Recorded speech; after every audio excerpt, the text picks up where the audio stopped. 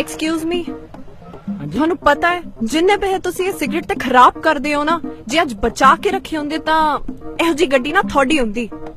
Ma'am ਤੁਸੀਂ cigarette ਪੀਂਦੇ ਹੋ? ਨਹੀਂ। ਤੁਹਾਡੀ ਗੱਡੀ ਕਿੱਥੇ ਆ?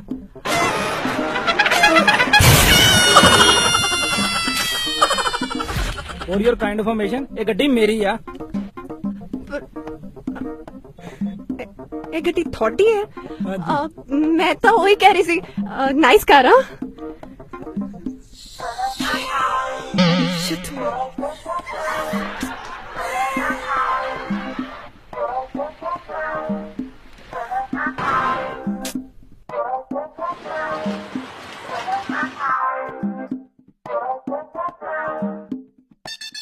ਓਏ ਯਾਰ ਕਿਉਂ ਆਪਣੀ ਹੈ ਭਾਈ ਜੀ?